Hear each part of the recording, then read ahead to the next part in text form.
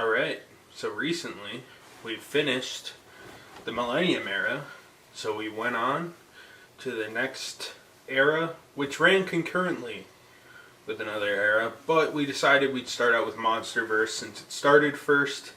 So today we're going to discuss the Monsterverse films, the first of which was Godzilla.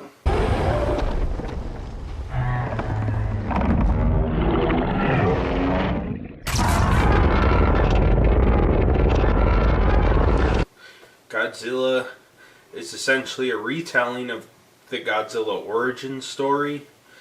This time he's awakened because MUTOs are waking up, which causes Bryan Cranston to die because he's like killed in a MUTO attack. You were right.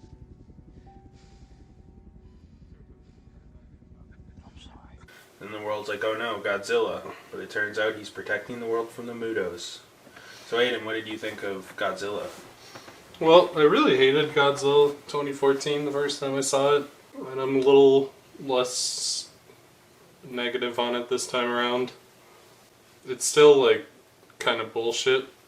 The most interesting human stuff all happens at the start, and then once Bryan Cranston dies, it's just, like, tedious, long. Yeah. I do not give a fuck about Aaron Taylor Johnson or Elizabeth Olsen.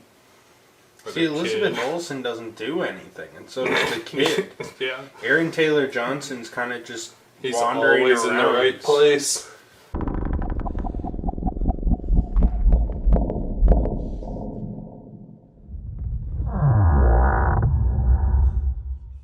And it's like, oh no, Godzilla happens to be coming towards my family home Again. from my old family home. And he happens to be passing through the place that I went to And get MUTO between the just two knocked homes. down the exact train I was on and all this shit.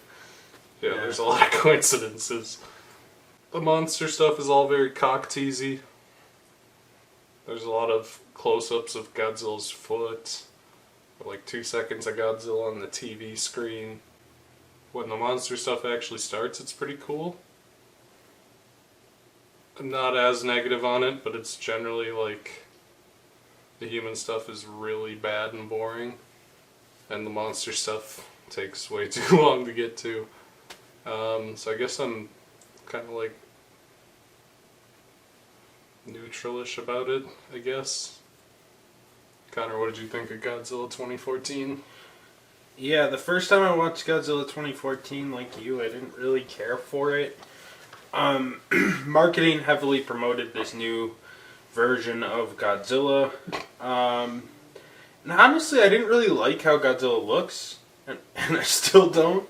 He looks fucked up. He looks, yeah, I mean, everyone was calling him Bearzilla at the time, but, I mean, he just looks kind of weird and kind of bland and very CGI-like. He's just like all black and obese. Like, don't try to make him look realistic if you're gonna... Like, you may as well have just gone for a more traditional Godzilla design. I mean, we saw really good stuff in, like, the Millennium Era, the Heisei Era started having really nice Godzilla designs, like, halfway through. Yeah. I mean, 2 years later, I thought Toho's attempt with Shin Godzilla looked really good, which we'll come back to in our next video. But, yeah, I couldn't get down with the design too much. It's not terrible. But then, like, yeah, the human plot, I thought Aaron Taylor Johnson was pretty annoying the first time watching it, and I maintain that this time, but he's not as bad. I just didn't really care for it's more of a casting problem than a character problem. Like, if you had someone with, like, more charisma or something in the same role, and you gave us a little more Godzilla instead of just cock-teasing us the whole time, it would have been preferable to me. Like, give us a little more Godzilla, and maybe throw, I don't know who you'd throw in this role, Bradley Cooper or something. At this time I could see it, because that's when this is like pre-A Star Is Born. I mean, he was doing stuff like American Sniper and shit. One of those, like, military types. I don't know, Jake Gyllenhaal, someone like that, where, I don't know, you have a better actor. Like, Aaron Taylor Johnson's not a very good actor. he worked as Kick-Ass as kind of like the wimpy guy, but Aaron Taylor Johnson feels like the wimpy guy that got ripped in this movie, like that dude in high school everyone made fun of. So then he just gets absurdly ripped and just posts like pictures of him in like "you mad bro" wife beaters all day, but still has like a high squeaky voice. Yeah. I thought you were over this. Echolocation? Oh, hey. Parasitic No, communication. please don't. If you don't mind it. Everything the way I like it.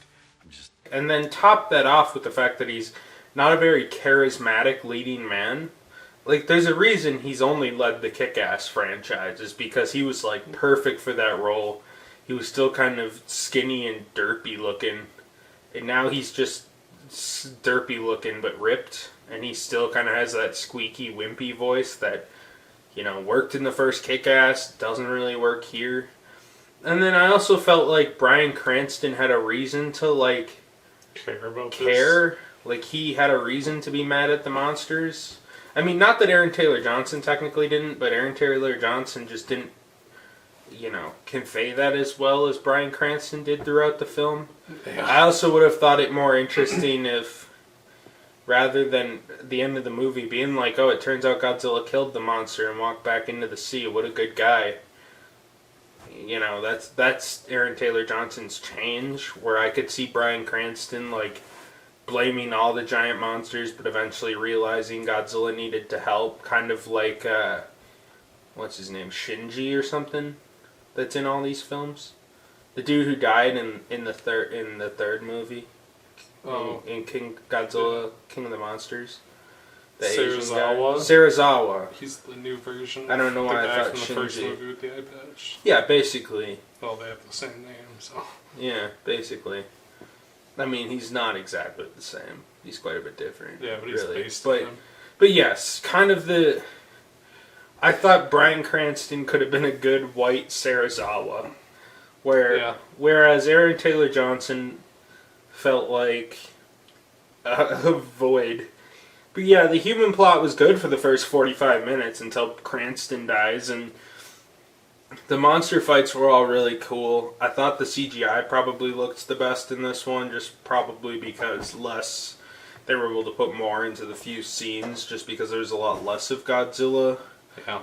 It's definitely a more faithful adaptation than, say, the Roland Emmerich version of the character, which is very much a wacky, very low bar to jump, different take. But I mean, the one thing I will give that version is that at least it tried something new, where this one feels very much like something like, say, Return of Godzilla, where it feels kind of rehashy over moving the bar forward like Shin Godzilla would 2 years later. Yeah. So, yeah, I mean, it's fine. It's okay. It's better than I remember, but still not very amazing by any means. Yeah. The second movie in the Monsterverse is Kong Skull Island.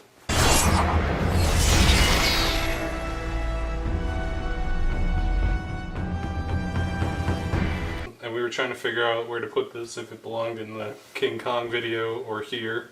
Or the other Godzilla, the Godzilla spin-off video we're going to do. This is a tangled web, people. The movie fits in a lot of places, but it's pretty intrinsically tied to later things in the Monsterverse, so it kind of has to go here. In King Kong vs. Godzilla. Hey, you sell bleach? Or, nope, that's not the movie. In Kong Skull Island, sometime in the 70s, Brie Larson and Loki and all the other Marvel actors meet up on an island. You copy? Anybody? We're out of range, let's go. Save it for when we get closer to the group. Including John C. Reilly. And that island happens to have a giant monkey on it. Named King Kong. Who fights skull lizards.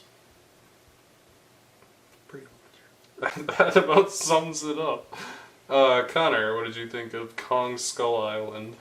I hated Kong Skull Island the first time I watched it, but I came around to it a lot more this time. Again, the human plot is the weakest point of the movie. Some of the human plot. Sam Jackson is great as always. I don't think there's really many Sam Jackson roles I don't like, because I like Sam Jackson, and Sam Jackson's just one of those guys that plays Sam Jackson. This thing brought us down to kill my men. Kong was just defending his territory. We are soldiers. We do the dirty work so our families and our countrymen don't have to be afraid. They shouldn't even know a thing like this exists. Particularly angry Sam Jackson this time, which I appreciate. And he's cool. A lot of the extras are cool. Dr. Dre and Eazy-E from Straight Outta Compton were kind of decent. They were kind of just there along with the other army soldiers, but Yep. they're all cool. It kind of gives it like a Vietnam film vibe. I felt some Apocalypse Now influences here, definitely, with how they shot the scenery. I mean, the pacing isn't very similar, but how they shot the pacing, the color correction was very much trying to emulate Apocalypse Now. And the movie was kind of Apocalypse Now with a big monkey.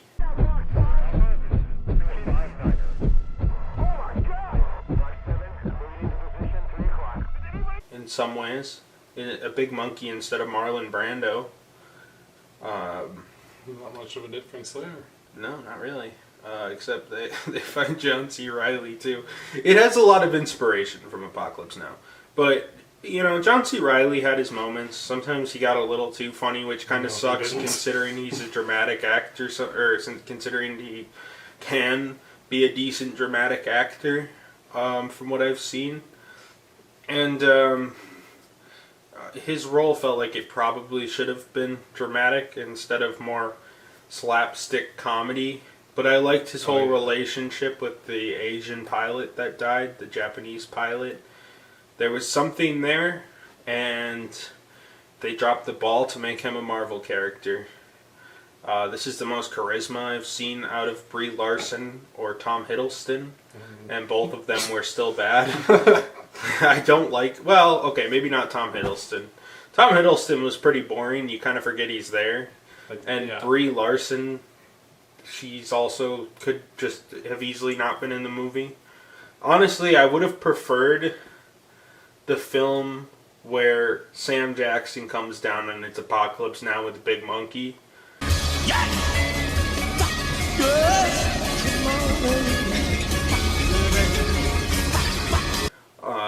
And then maybe at some point Sam Jackson wants to kill the monkey and some people mutiny against him, which is what happens, but we spend a little too much time with John C. Reilly, Brie Larson, and Tom Hiddleston, all of whom I think were kind of fell flat. Like, I like the idea of John C. Reilly's character, but yeah, he was pretty weak. And then the big monkey stuff was cool. A lot of the cinematography was pretty cool. I liked the kind of Predator-inspired moments, or Commando-inspired moments, where like the Skullwalkers are killing like random soldier cannon fodder in the woods. The spider that was some of the most guy in the bamboo forest. Yeah, that was some of the best stuff in the Monsterverse. So in a lot of ways, I think this might be my favorite Monsterverse movie, but once again, really held back by a shitty human plot, which it's a theme here. There's a theme with the Monsterverse, and that was cool, but the human plot was fucking ass. But this human plot had the most potential of all of them, but it fell flat. Anyways, Aiden, what did you think of Big Monkey Apocalypse Now? Kong Skull Island looks surprisingly nice. A lot of it is like CGI backgrounds and stuff, but they do some really nice stuff with color. They make it look constantly interesting. There's a few scenes that look like dog shit. The fucking poison gas one.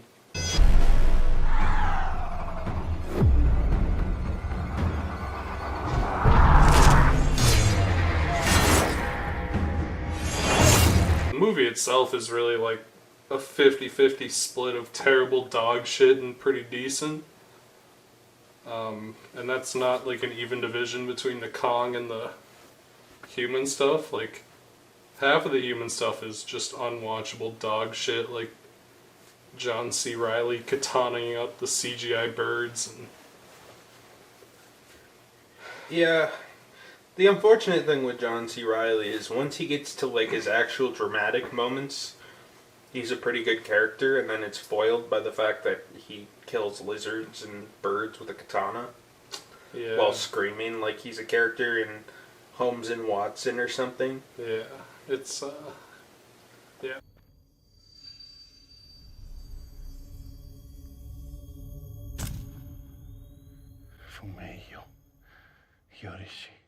There's a lot of the human stuff that drags us down once again. The Kong stuff is decent. I mean, it all looks really good. The CGI is fantastic. They do interesting stuff with the colors. I don't find the villain monsters particularly interesting. I thought the little ones were interesting hunting the people, but like the Kong versus monster fight felt Kong kind of versus like the really, really big MUTO one. with a skull mask. And then he rips it in half, and it's like, oh.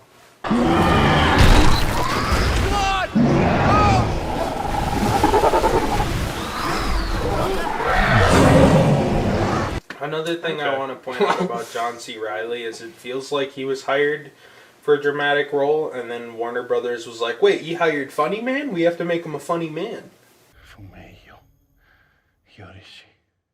Like, that's what it felt like. Like, it felt like a role that, if it went to John C. Reilly, should have been more dramatic. Like, Yeah. I don't know if it was in the script, unless it was, like, written for John C. Reilly, and then they're like, I I don't know. Some of the human stuff is kind of good. I mean, the stuff going on with the people fighting each other over who to kill Kong, or if they should kill Kong, and like the stuff where they're being hunted by the monsters is pretty cool. But every single character is incredibly fucking boring, or all the main ones anyway. I cannot tell you a single thing that Tom Hiddleston does in this movie. I don't even know why he's on the He island. sits around and he's like, we have to... Brie Larson is a photographer out of here. and she like takes pictures of things, but as for what the fuck Tom Hiddleston is Tom doing, I literally Hiddleston's have supposed no to be idea. like the Han Solo. He just falls flat because the whole time he's like, I'm a scoundrel. We have to get out of here, kid. Don't be a Sure. hero. Yeah. I don't believe in the Force. Okay. Shit like that. That's what Don't you remember? Sam Jackson comes All up I to him in the remember- bar and he's like, you're a mercenary. They He's talk like, to him no, in the I'm bar. a travel guide, kid. They talk to him in the bar. He's like, "Yeah, I'll take you to the island." And then him and Brie Larson stand in front of a CGI night sky and have a talk. And then he watches Brie Larson watch Kong fight the Skullcrawler. It's He's like alright. the mercenary. That's what he says the whole time. He's supposed to be a tough guy. He just doesn't show it. Doesn't do fucking anything. He doesn't. He None doesn't of the characters navigate do the map. anything except Samuel L. Jackson. At least we see Brie Larson take pictures, not of King Kong. She Sam takes Jackson pictures and of John C. fucking Reilly are the native two people, but John C. Reilly and Sam Jackson are the main two characters in this film. 100%. I mean, they're not focused on like they're the main characters, but they're the only two that actually have an action. Brie Samuel Larson Jackson and is Tom in- Hiddleston are definitively just along for the ride. yeah, I mean Samuel Jackson has 15 minutes in the movie, and he does more than Brie Larson and Tom Hiddleston combined, really. Plus, he has an arc. I mean, he's a villain, but he actually has a good motivation for a human villain. He's like, oh wow, Khan killed my whole Yeah. crew. But then, like, the whole time it's like because you were aggressive towards him or something, but so he's kind of misled. But he actually has an arc, know. and he's a good actor. Anyway, Kong Skull Island. It's okay. It's good. I'd probably say good. Not great. It's got its moments. It's got its really bad moments. And yeah, yep. Speaking of bad moments, Godzilla King of the Monsters is the third Monsterverse film.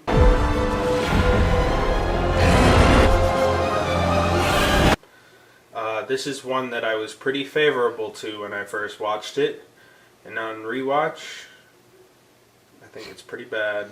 But anyways, the plot of the film is Godzilla's back because So there's this lady and her daughter Millie Bobby Brown, and the lady made this thing called the orca, which makes monster sounds, which wakens the monsters. And then the mercenaries team up with the mom to try to create a monster battle because the mom had her son killed during the 2014 attack. And the reason she wants to awaken Godzilla is because she'll be safe in the bunker and she'll get revenge for her son somehow. And then Millie Bobby Brown says, no, I don't want to. But she's kidnapped by the mercenaries with her mom. But it turns out her mom was double-crossing her. So then her alcoholic dad teams up with Monarch, who say, we have to get the orca back. And he says, why would you make the orca? That's a weapon of unbelievable capacities. And they're like, yeah, you're right, we fucked up, but now it's time to save the world. And then he says, okay. And he comes along for the ride with the guy from, of course, Ice Cube. Ice Cube's son. There is the guy from Silicon Valley. And he's like...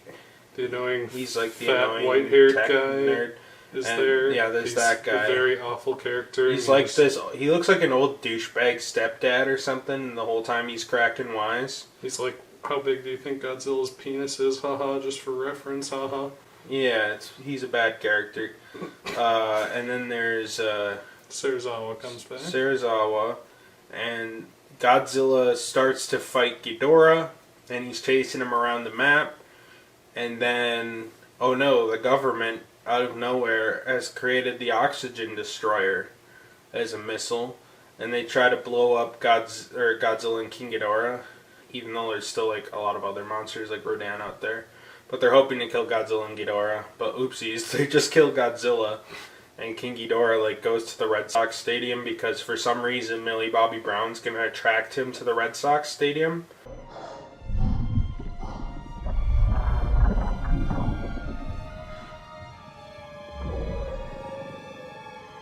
For a reason, I don't know. I can't discern, because she doesn't know that Godzilla's coming back to life. So really, he's just drawing her close. Maybe she was suicidal. I don't think it's well explained, but whatever. So she does that, so King Ghidorah does that. And then while King Ghidorah is doing that, Serizawa blows up a nuclear bomb to revive Godzilla.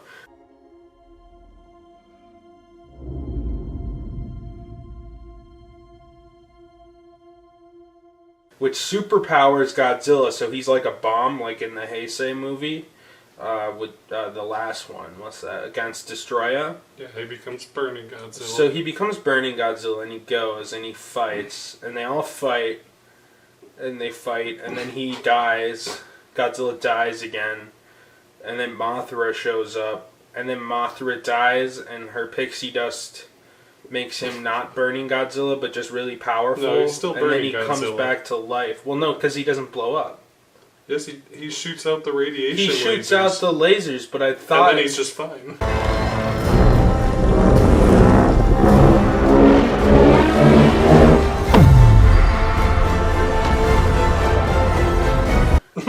Right, well, I figured instead of him blowing up like Mothra's special pixie dust made... No. Whatever, who cares? Something happens, so Godzilla's not going to blow up, even though the guy from fucking Silicon Valley is like, he's going to blow up.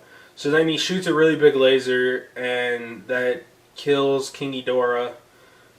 But then but before King Ghidorah dies, the mom and the dad and Millie Bobby Brown gets lost in the city, and the mom and the dad find him, and then they're about to escape, and for some reason she's like, I have to bring this bomb far away so that I can kill King Ghidorah, so we'll draw him over here, or whatever. So then she starts driving in her car, and they're all like, no, she didn't have to die, which, right, she didn't have to, but it blows up, and then Godzilla shoots King Ghidorah with a laser. And then he's like, peace out, jumps back into the ocean. That's the movie. He doesn't even jump back in the ocean. He assembles a fucking team. Oh, like yeah. Well, yeah, he goes back into the ocean, and then all the monsters gather around him, and he, like, shoots a laser beam in the air or whatever the fuck, and the credits roll. Yeah.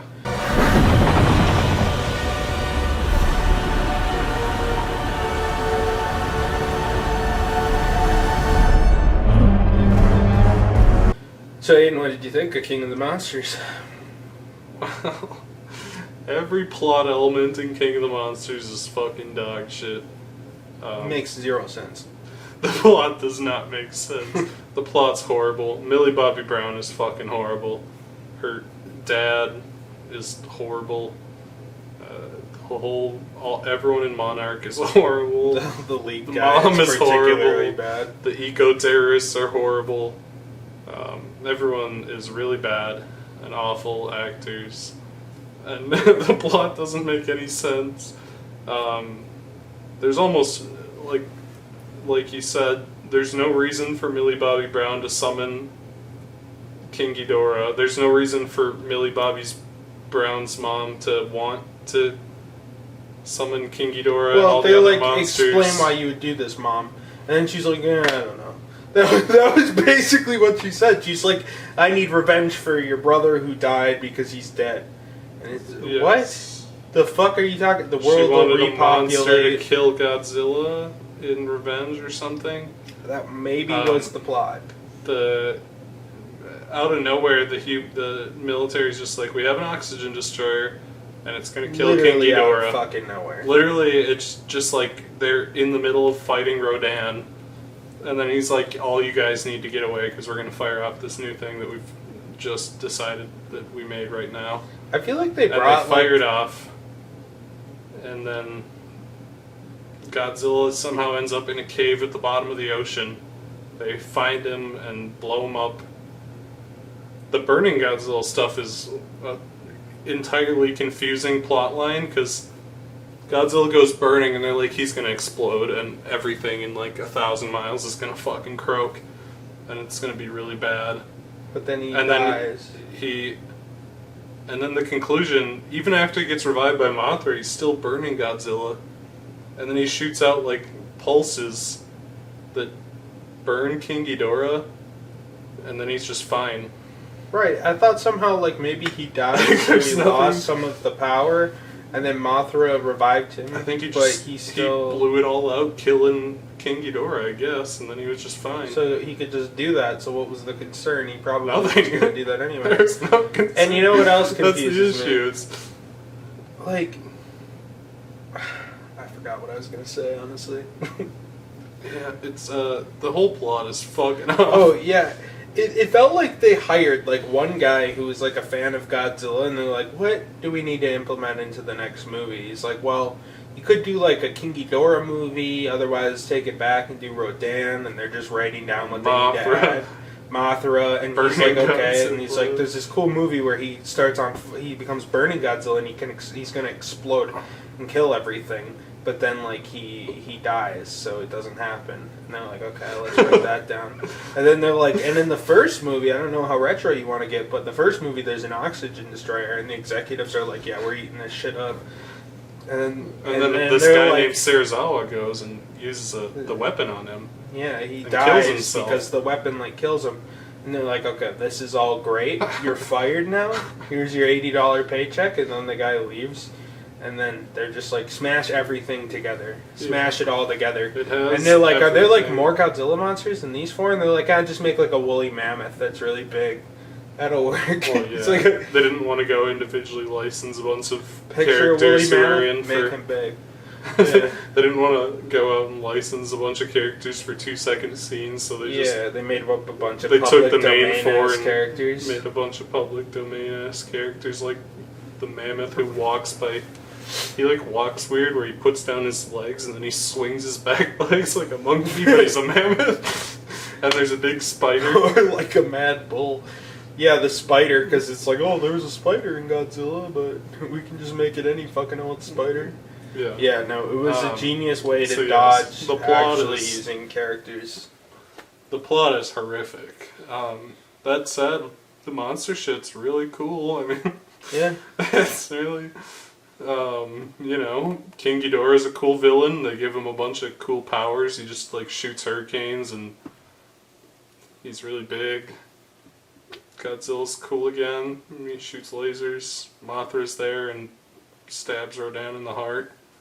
Rodan has like a 10-minute scene where he just fucks Flies up like around, 1,000 fucking up planes and he just swirls through them and turns them all into fucking dust. Oh yeah, that scene was really cool. The monster stuff is very cool, and there's a lot of it. It's not like Godzilla 2014, but every single plot element in this movie is just so fucking awful and confusing and underthought and doesn't go anywhere. It's underthought yet overly convoluted. Yeah.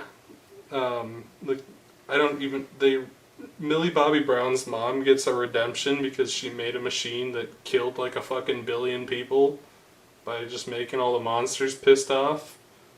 Millie Bobby Brown, after she starts the thing and brings the monsters to Chicago, she goes to her old house.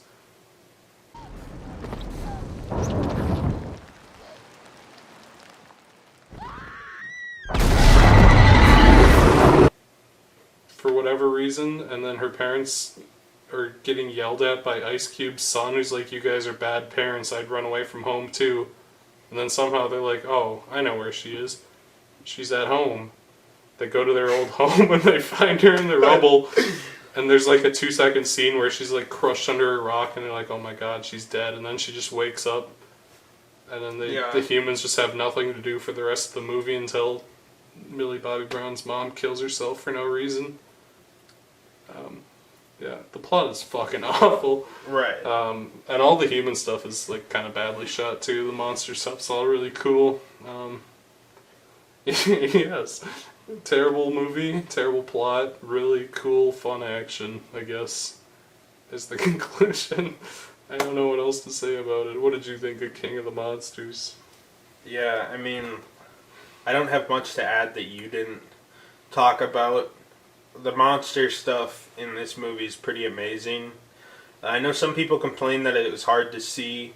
I didn't have any issues with that. With like, I think the the rain only and time, stuff. like a little bit in the Antarctic. The Antarctic segment, fight was a little bit, but the rest of it, no. That one was a bit of a teaser fight for the rest of the movie.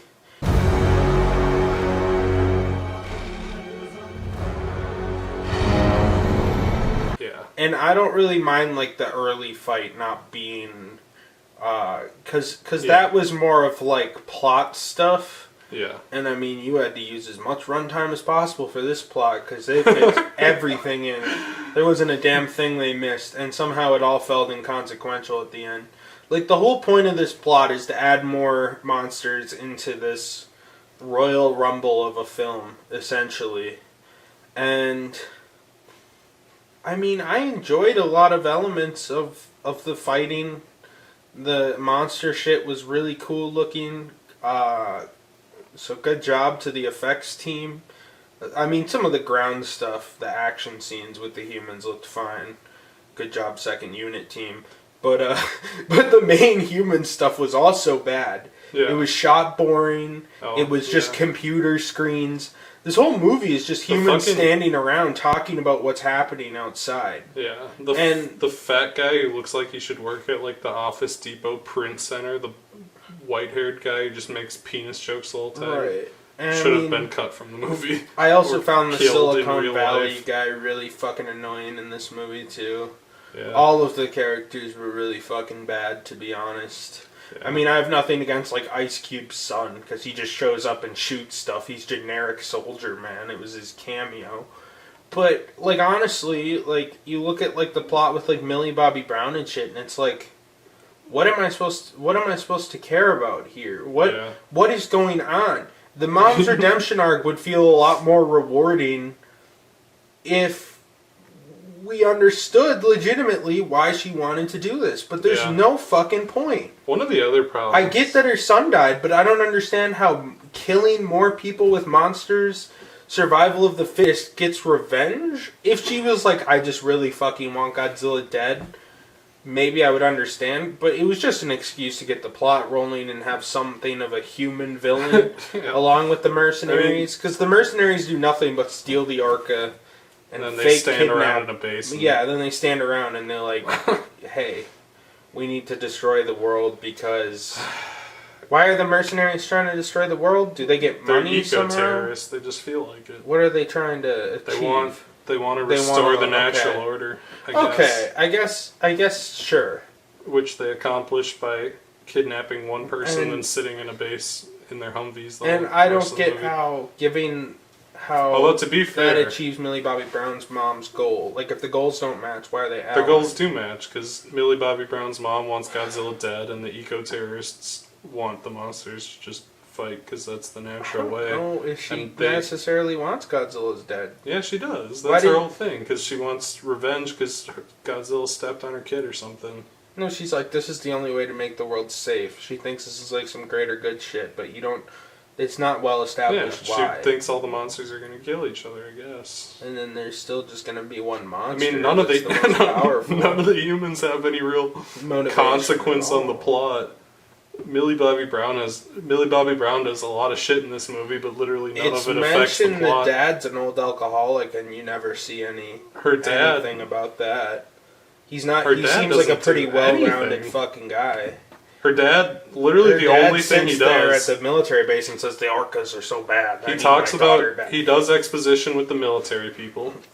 He looks at Godzilla through a window, and then he says, Serizawa, there has to be a different way besides you blowing yourself up. And Serizawa's like, no. And that's his role in the movie. Okay. His dad just doesn't do anything else. Yeah. After that. So in conclusion, I would say Kong Skull Island had more redeeming qualities. It looked nicer.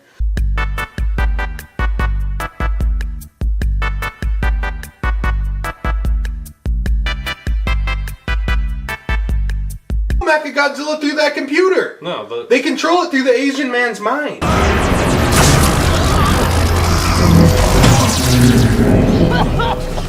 Well, no, the Asian man gets fucking fried and King Ghidorah's mind just takes over, yeah. So the computer doesn't do anything. So the computer doesn't do a shit. It doesn't. I guess it's just like the power button to the laser. I guess. Power button to the one drill. That's so stupid. Honestly, yeah. the Millie Bobby Brown part, if you cut out that, you actually have probably the first good, decent human plot in the Monsterverse. Yeah. With like a decent character who, while fairly unimportant overall, at least has like something going on with the plot and isn't obnoxious. The habitat's not going to hold much longer. We need to start thinking about off-site solutions. The island is the one thing that's kept him isolated. If he leaves, Godzilla will come for him. And it isn't too convoluted. You have a simple human plot. She Ubers around King Kong to set pieces. The other impressive thing, the main human plot, this is the first one where it's like the human plot actually has some consequence on the monster stuff. Not like a whole lot, because she's kind of just taking King Kong places. Orca has consequences. The orca has consequences, which is introduced in the first 30 seconds. And then 10 minutes later, they get King Ghidorah out, and then the humans stop mattering. And, Kong's plot is really like... Kong's barely really important in Kong Skull Island. The human plot's just them gallivanting around Skull Island. Yes. But here, the human plot actually ties in, and it's not just like a coincidence that they always happen to be where the action is. Because they're actively doing things in those places. And I guess like the cowardly guy learns to be brave, and he shocks King Kong with the Tron car, which is retarded, but most of that half of the plot, human plot, is good. And I mean, it's kind of like a fun exploring. Like I said in the initial drunk view, there's some cool like 2001 imagery.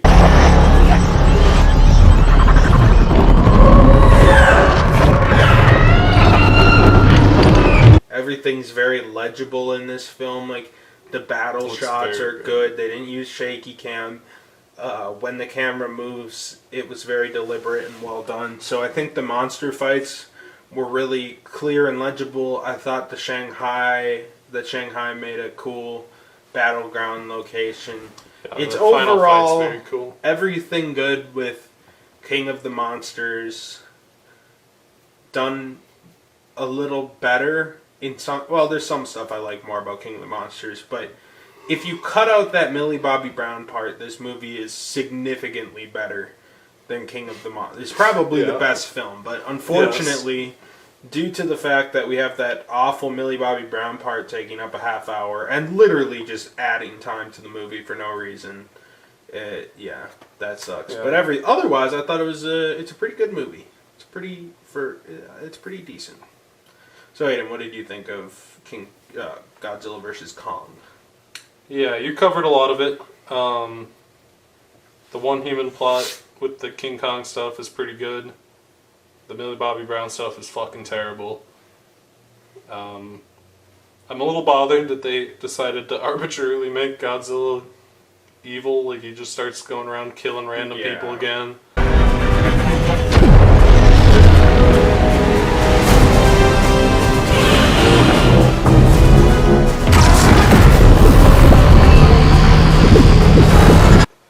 And it's like, I know they wanted to have their big Martha moment, but... Yeah, they did. They really did. You know, I think all of the Hollow Earth stuff's really fun. It's like a really cool location.